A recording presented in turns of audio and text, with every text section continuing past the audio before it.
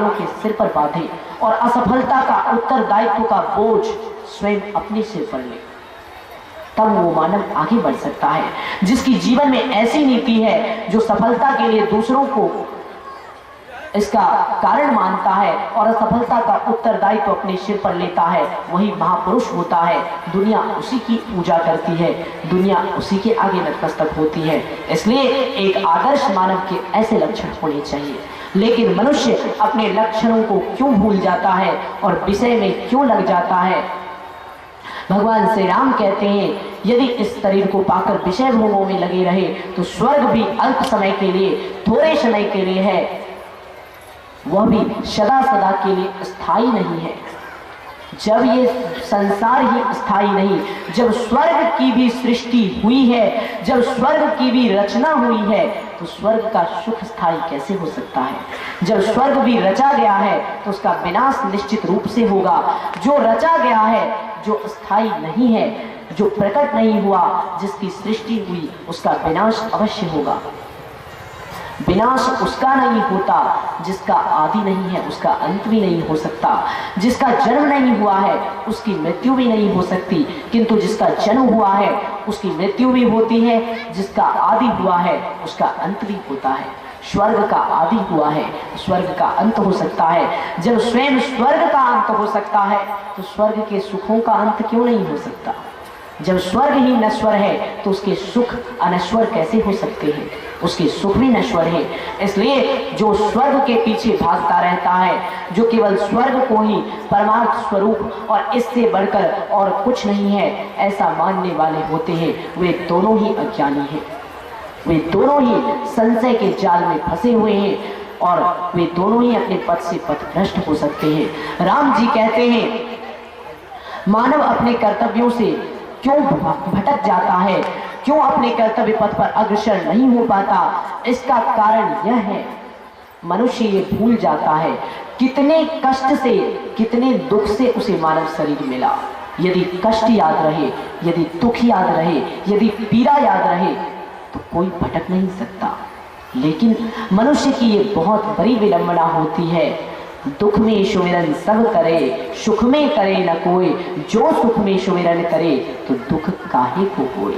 तात्पर्य यह है, दुख में अपना कर्तव्य याद आता है, दुख में परमात्मा याद आते हैं, दुख में सुकर्म सत्कर्म याद आता है, और जब सुख में आते हैं तो जब भी कोई व्यक्ति अपार सत्ता, अपार प्रभुता, अपार महिमा, अपार यश, अपार कीर्ति ये सब प्राप्त कर लेता है तो कहा जाता है माया मोह का रोग सामान्य मानव में जितना होता है, महापुरुषों में उससे अधिक ही होता है। और जिसमें नहीं होता वही महापुरुष बनकर उस कुर्सी पर बना रह सकता है। जिसमें ऐसा होता है वो बड़ा बन तो सकता है किंतु बनकर बना रह नहीं सकता। इसलिए अगर बनकर उस गरिमा पर बने रहना है तो हमें चाहिए कि चाणक्य ने कहा था, चंद्रगुप्त ने चाणक्य से पूछा, आचार्य आप मुझे राजा बनाना चाहते हैं किंतु राजा मैं बनना नहीं चाहता। चाणक्य ने कहा क्यों बस? चंद्रगुप्त ने कहा था, आचार्य क्योंकि मैं देख रहा हूँ धनानंद, सिकंदर ये सभी राजगद्दी पर बैठते ही पथभ्रष्ट हो गए, ये सभी इंसानियत की परिभाषा ही भूल गए। आचार्य यदि आपका शिष्य भी राज्य सिंहासन पर बैठकर अपनी वास्तविक पहचान को ही भूल गया, यदि सत्ता के मद में वो भी अंधा हो गया, तो आचार्य मुझे ऐसा सिंहासन नहीं चाहिए जो मुझे आदमियता की पहचान को ही भुला दे, जिससे कि मैं अपनी वास्तविक पहचान को ही भूल जाऊं। चाणक्य ने हंसकर कहा था, तुम कभी नहीं भटक सकते। चंद्रगुप्त ने कहा, आपको इतना विश्वास क्यों है मुझ पर? चाणक्य ने कहा, इसलिए तुम्हारा भाग्य अन्य राजाओं और अन्य सम्राटों की तरह नहीं है। चंद्रगुप्त, जिन राजाओं और जिन सम्राटों की तुम चर्चा कर रहे हो, उन राजाओं और उन सम्राटों ने कष्ट को देखा नहीं, केवल कष्ट के बारे में सुना। उन्होंने कष्ट का अनुभव नहीं किया। उनका जन्म राज्य परिवार में हुआ, जिन्हें बचपन से ही बड़े बड़े राजाओं, बड़े बड़े सम्राटों की कहानियां सुनने को मिली और गद्दी जिन्हें विरासत में मिली। इस कारण वे पथभ्रष्ट हो गए।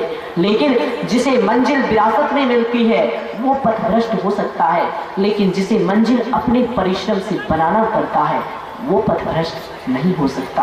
तात्पर्य यह है कि जो कितना ही बड़ा हो जाए, जिन्हें कष्ट याद रहता है, वे कभी पथभ्रष्ट नहीं हो सकते।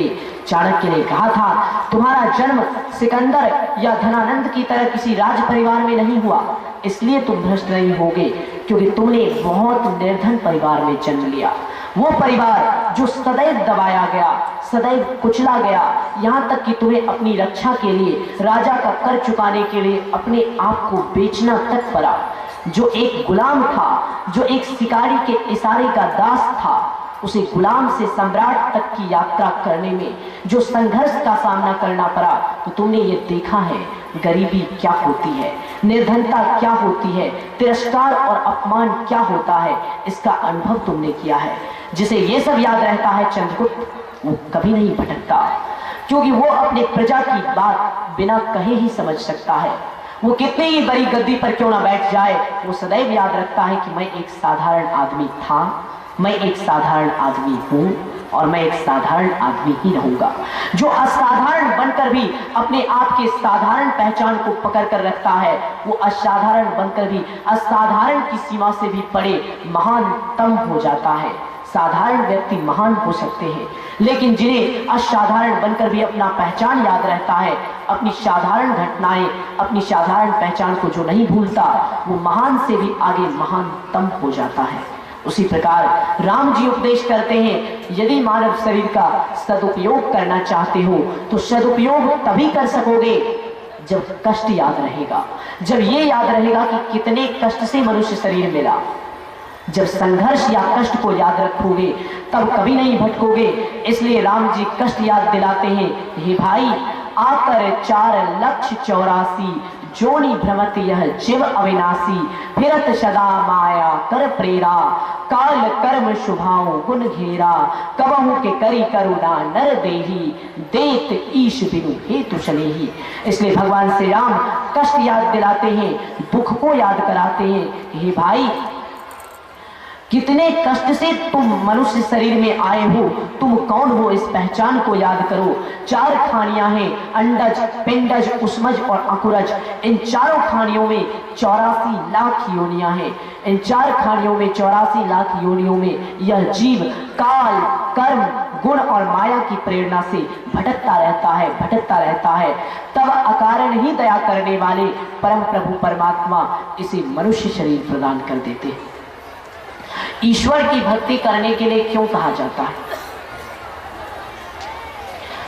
हमारी, आपकी या किसी अन्य की भक्ति करने के लिए क्यों नहीं कहा जाता? बड़े से बड़े संत हो, वे परमात्मा की भक्ति को निर्देशित करते हैं। क्यों? इसलिए कि संसार में चाहे पिता हो, चाहे पुत्र हो, चाहे भाई हो, चाहे पत्नी हो, चाहे प्रेमिका हो, चाहे मित्र हो, चाहे कोई सगा संबंधी हो, कोई भी हो, हर कोई स्वार्थ के लिए प्रेम करता है। जब तक स्वार्थ आपसे है तभी तक आपसे प्रेम करेगा। सुर नर मुनि शव कह यह रीति, स्वार्थ लागी करहि शव प्रीति। मनुष्य के रिश्तों नातों की तो बात ही छोड़ दीजिए। गोस्वामी जी ने कहा, देव दानव यक्ष नाग गंधर्व किन्नर मानव मुनि महात्मा चर अचर सभी की यही नीति होती है। हर कोई स्वार्थ के लिए प्रेम करता है। जो स्वार्थ के लिए प्रेम करे वो वास्तविक प्रेमी कैसे हो सकता है? वो प्रेमी नहीं, वो एक स्वार्थी है। वो वास्तविक अर्थों में आपका ध्यान कैसे रख सकता है? वो आपसे सच्चा प्यार नहीं करता है, बल्कि वो आपकी क्षमता या आपसे सिद्ध होने वाले अपने स्वार्थ से प्यार करता है। लेकिन परमात्मा इस जीवात्मा के वास्तविक प्रेमी हैं। इसलिए इस जीवात्मा रूपी प्रेमिका को परमात्मा रूपी प्रेमी से मिलाना चाहिए। क्यों? क्योंकि यह प्रेमी परमात्मा को आपसे क्या स्वार्थ है? आप ईश्वर को कुछ दे सकते हो? लोग कहेंगे हम भी तो देते हैं, सोने चांदी के आभूषण जाकर भगवान को चढ़ा देते हैं, नारियल फोड़ देते हैं, ये करते हैं, वो करते हैं, तो क्या ईश्वर हमारा ऋणी नहीं है? मेरे प्यारे भाइयों बहनों, वास्तविक अर्थों में जो सब कुछ परमात्मा ने स्वयं बनाया है, जो सब कुछ ईश्वर ने स्वयं बनाया है, उन्हीं की बनाई गई माया को भला उन्हें कैसे दे सकते हो? उन्हीं की बनाई गई माया से उन्हें संतुष्ट कैसे कर सकते हो? लोग कहेंगे तो हम जो भोग चढ़ाते हैं क्या इनका कोई अर्थ नहीं? ईश्वर के लिए इनका कोई अर्थ नहीं। ईश्वर को न इससे लाभ होता है न इससे हानि होता है, लेकिन भोग चढ़ाना, भोग लगाना इसलिए आवश्यक है जिस प्रकार पुत्र जब कोई सफलता प्राप्त करता है, पिता को न कोई लाभ होता है न कोई हानि होती है, लेकिन पुत्र की सफलता को देखकर पिता अंदर में आनंदित होता है, उसे संतुष्टि मिलती है। उसी प्रकार ईश्वर के लिए भोग महत्व नहीं रखता, ईश्वर के लिए उस भोग के पीछे छिपा भाव महत्व रखता है। उसे भोग से न कोई लाभ होता है न कोई हानि होती है, लेकिन जिस प्रकार पुत्र की सफलता से पिता आनंदित होता है, उसी प्रकार जीव की भक्त की श्रद्धा देखकर परमात्मा ईश्वर आनंदित होते हैं। इसलिए यही महत्व है भक्ति का। इसलिए कहा जाता है परमात्मा की भक्ति करो, क्योंकि वे निस्वार्थ प्रेम आपसे करते हैं। आप उन्हें कुछ नहीं दे सकते हो, लेकिन फिर भी वे दया दिखाने के लिए कारण नहीं खोजते। कहा जाता है मांगने पर तो हर कोई देता है, लेकिन सच्चा दाता कौन है? बिन मांगे मोती मिले, मांगे मिले ना भीख। जो मांगते रहोगे तो कुछ नहीं मिलेगा। ऐसी क्षमता बनाओ कि मांगना ना पड़े, बिना मांगे ही सब कुछ प्राप्त हो जाए। बिन मांगे ही जो देता है, भगवान श्री कृष्ण का एक महावाक्य है, योग क्षेम बहाम्यहम, अर्थात हे अर्जुन, जो मेरा परायण भक्त होता है, मेरे भक्त को जिस चीज की आवश्यकता पड़ती है, धर्म की, ज्ञान की, अर्थ की, धन दौलत की, वो मैं देता भी हूँ और देकर उसकी रक्षा भी करता हूँ। योग क्षेम दोनों मैं ही करता हूँ। तो ऐसा बनिए कि आपको सब कुछ ईश्वर दे भी और देकर उसकी रक्षा भी करे। और ऐसा बनने के लिए परमात्मा की भक्ति करनी चाहिए। और इसलिए भगवान श्री राम ने कहा, हे भाई, यह मानव शरीर ईश्वर की महती कृपा से मिलता है, उनकी अकारण कृपा से मिलता है। जो अकारण आपसे प्रेम करे वो आपका सच्चा प्रेमी है, उससे सच्चा प्रेम करना आपका भी कर्तव्य है। जो जिस भाव से आपके सामने आता है, अपने व्यवहार को उसके अनुरूप उसी भाव में ढालना आपका भी परम धर्म हो जाता है। ईश्वर यदि जीव से सच्चा प्रेम करते हैं तो जीव को भी चाहिए कि वो परम प्रभु परमात्मा रूपी पीर से सच्चा प्रेम करना सीखे, तभी दोनों में समानता हो सकती है। इसलिए ईश्वर की भक्ति के लिए राम जी निर्देशित करते हैं, हे भाई, मनुष्य शरीर को पाकर विषयों में अपने मन को न लगाओ, बल्कि परमात्मा की भक्ति को अपनाओ, क्योंकि नर तनु पाई विषय मन देही, पलटी सुधाते शठ विष लेही। मानो कि जिसने मनुष्य शरीर को पाकर विषयों में अपने मन को लगाया, उसने अपने लिए अमृत को छोड़कर विष ले लिया। अमृत क्या है और विष क्या है? तो कहा जाता है अमृत है हरि नाम जगत में, विषय विष को पीना क्या, हरि नाम बिना तो जीना क्या। अर्थात परमात्मा का वो वास्तविक नाम मिल जाए, ईश्वर की वास्तविक पहचान मिल जाए, यही इस संसार का अमृत है। विषय ही इस संसार का विष है। विषय रूपी विष को पियो मत। विषय रूपी विष को लोग कहेंगे, यदि विषय रूपी विष को हम ग्रहण नहीं करेंगे तो क्या ये वस्तु निरर्थक ही चला जाएगा। यदि आपके कहे अनुसार हर कोई सन्यासी ही हो जाए, हर कोई विषयों का अनुसरण करना ही छोड़ दे, तो भगवान ने रूप, रस, गंध, स्पर्श और शब्द ये बनाए ही क्यों है? जब ये उपयोगी नहीं है तो इनकी सार्थकता कैसे होगी? यदि संतों के उपदेश के अनुसार हर कोई सन्यासी हो जाए तो फिर विषय का अर्थ ही क्या, फिर इसकी रचना क्यों हुई? मेरे प्यारे भाइयों बहनों, कहने का अर्थ यह नहीं है कि विषय भोगों का भोग मत करो। कहने का अर्थ यह है संसार में रहिए, विषयों का भोग कीजिए, किंतु एक आसक्त भोगी की तरह नहीं, बल्कि एक निरासक्त योगी की तरह परमात्मा का दिया हुआ प्रसाद समझकर यदि उसे ग्रहण करोगे तो कल्याण होगा, किंतु अपना अधिकार समझकर यदि उसे हड़पोगे तो विनाश होगा। अंतर इतना है कि एक निष्काम कर्मयोगी विषय को परमात्मा के प्रसाद की तरह ग्रहण करता है और एक विषय भोगी उसे अपना अधिकार समझकर उसे अनधिकृत रूप से हड़पने की चेष्टा करता है। बस यही अंतर है। इसी अंतर को मिटाने के लिए कहा जाता है। इसलिए भगवान श्री राम ने कहा, जिसने इस प्रकार विषय में अपने मन को लगा दिया, समझिए उसने अपने लिए अमृत को छोड़कर विष ले लिया। विषय रूपी विष को हम त्यागे तभी हमारा कल्याण हो सकता है। भगवान श्री राम कहते हैं, हे भाई, ताहि कबहु भल कहीं न कोई, गुंजा ग्रही परसमणि खोई। उसे कभी कोई भला नहीं कहता, जो कि पारसमणि को खोकर बदले में कर्जनी अर्थात भुंगची लेता है। तात्पर्य क्या है? आध्यात्मिक सुख पारसमणि की भांति है, सांसारिक और भौतिक सुख कर्जनी अर्थात भुंगची की भांति है। जब तक आध्यात्मिक सुख रूपी पारसमणि का ज्ञान नहीं रहता तब तक सांसारिक भुंगची के पीछे साधक भागता रहता है, लेकिन आध्यात्मिक सुख रूपी पारसमणि का ज्ञान हो जाने के पश्चात भुंगची के पीछे जाने की इच्छा अपने आप मर जाती है, अपने आप नष्ट हो जाती है। जिस प्रकार कि विवाह से पहले किसी नारी को यदि उसे उसका पैतृक घर छोड़ने के लिए कहा जाए तो उसे अपार कष्ट होगा, कोई भी नारी छोड़ने के लिए तैयार नहीं होगी। लेकिन विवाह होने के पश्चात कहने की जरूरत नहीं पड़ती, अपने आप वो घर छूट जाता है। बिल्कुल उसी प्रकार जब तक इस जीवात्मा का परम प्रभु परमात्मा से संयोग नहीं कराओगे तब तक कितना ही इसे कह दो कि माया को छोड़ दो, यह स्वतः माया से ऊपर नहीं उठेगी। लेकिन जब प्रयत्न करके परमात्मा से एक बार इसका संयोग करा दोगे तो जिस प्रकार स्त्री जब मायके से ससुराल जाती है तो ससुराल के सुखों को ही अपना वास्तविक सुख और उसी घर को अपनी वास्तविक पहचान मानकर अपने इस घर को भूल जाती है। उसी प्रकार जब यह जीवात्मा इस संसार रूपी मायके से परम प्रभु परमात्मा के धाम रूपी ससुराल में चला जाता है, ईश्वर रूपी पति जीवात्मा रूपी पत्नी को मिल जाते हैं, तो यहाँ के घर की याद अपने आप मिट जाती है, अपने आप नष्ट हो जाती है। इसलिए ऐसा ही बनना चाहिए। तब निर्विषय बनकर जब जिएंगे तभी परमात्मा रूपी पारसमणि की पहचान और विषय रूपी कर्जनी भुंगची का त्याग संभव है, अन्यथा नहीं। भगवान श्री राम कहते हैं, हे भाई नर तनुभव बारिध कह बेरो, षणमुख मरुत अनुग्रह मेरो, कर्णधार शद गुरु दृढ़ नावा, दुर्लभ साज सुलभ करी पावा। ये सारा संसार एक भवसागर है। इस रूपी भवसागर को पार करने के लिए परम प्रभु परमात्मा ने मनुष्य शरीर रूपी नौका दी है।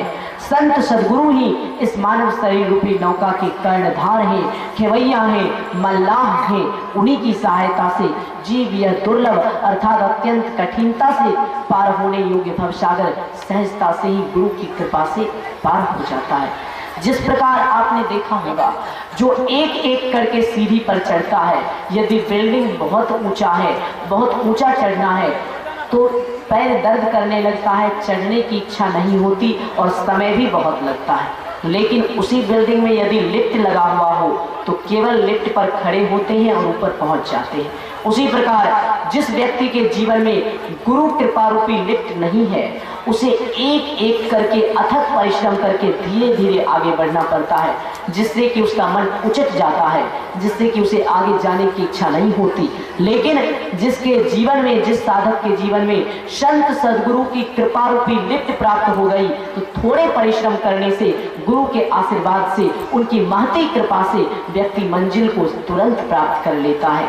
इसलिए आध्यात्मिक जगत में आगे बढ़ने के लिए सांसारिक रास्ता रूपी भौतिक भक्ति रूपी सीढ़ी को मत अपनाइए, बल्कि गुरु कृपा रूपी लिफ्ट को अपनाकर आगे बढ़िए तो कल्याण होगा, तो फिर संसार से उद्धार होगा। क्योंकि सत्संग से, संतों की संगति से उद्धार होता है, कहा जाता है। इसलिए हमें ऐसा करना चाहिए। भगवान श्री राम कहते हैं, हे भाई जैन तरय भवसागर, नर समाज अस पाए, शो कृति निंदक मंदमती, आत्म हन गति जाए।